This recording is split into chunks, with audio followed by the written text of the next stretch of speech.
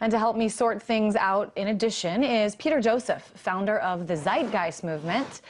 Peter, I know that you have put a major critique of the mainstream media and its coverage of the Occupy Wall Street movement. Lay this out for me. What's your biggest beef with what we've been seeing in the Occupy Wall Street movement and how it's been covered? Oh, wow. Well, needless to say, the mainstream media is doing what it always does best, and that's maintaining the status quo. It's not a far-fetched understanding to see that the values that are perpetuated by this system, that are associated with wealth generation and the corporations, hence, that run this country, obviously they're going to do the best they can to make sure the public is not aware of the growing crisis that this economic system is creating across the board. So I want to commend RT once again for what I've just seen, for example. It's really wonderful, the service that you're providing. So the mainstream media, I've dismissed it long ago. Well, we appreciate it. We have been out covering this since the first day, before a lot of people even heard of this. But, you know, I will say, I keep my eyes on what's on the cable networks, and they have started to be out there a little more in terms of covering and showing that this is actually going on, first of all. And, you know, I do also have to say that I've seen more and more stories about, for example, the gap between rich and poor, income inequality. You've given up on the mainstream media, but do you think that after some time that having this discussion will change things, will lead to a better country?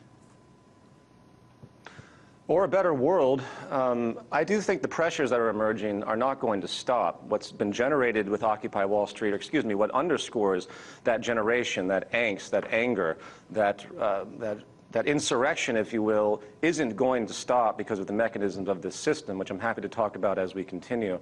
And the mainstream media will be forced to recognize some attributes of it. But it's always going to be colored in a particular way because that's basically what they do. That's what they have to do. That's what their talking points come from. But I don't dismiss the mainstream media. I say that in rhetoric. Obviously, I'm paying attention too, or I wouldn't make the commentary that I do. But I think the public needs to begin to understand that having the concentration of corporate power, ownership of these major mainstream institutions is always going to produce biased media.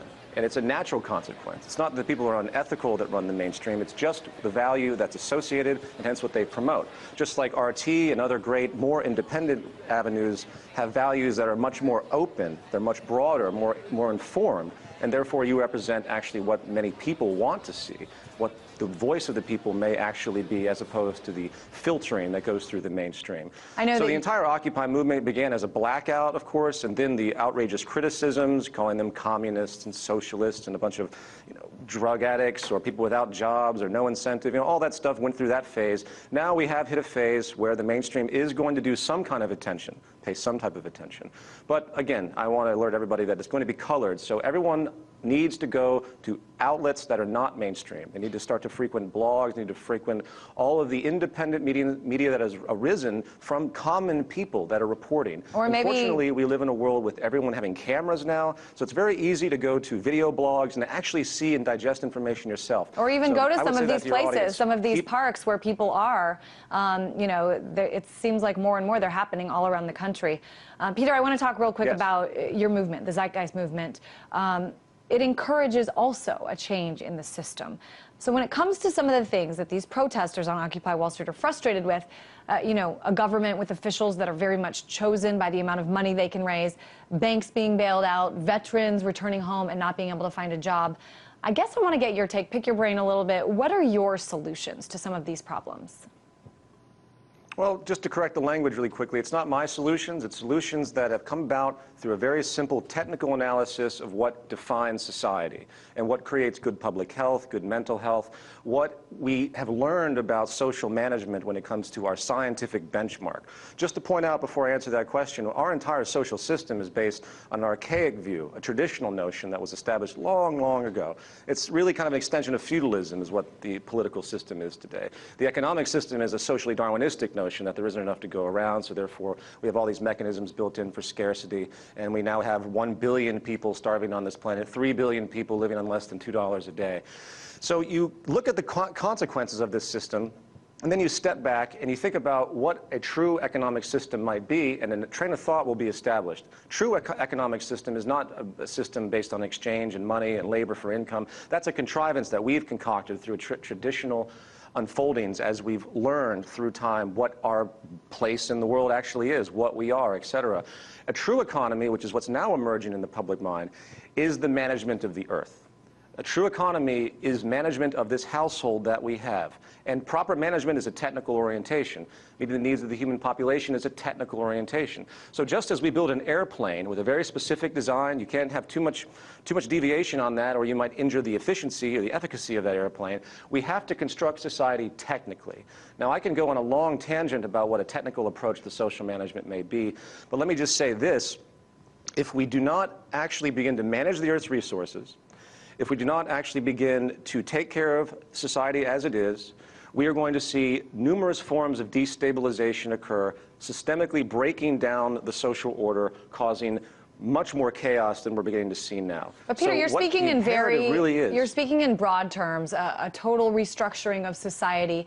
Sounds like great ideas, but what about realistically in terms of some of these very specific problems plaguing society right now? Obviously, everyone, especially down there in this movement, believes that an entire restructuring needs to happen, but do you think that there's some things that can happen now? Yes, I do think that there are things that can happen now, but the things that will happen now will only be patches until the larger order restructuring occurs.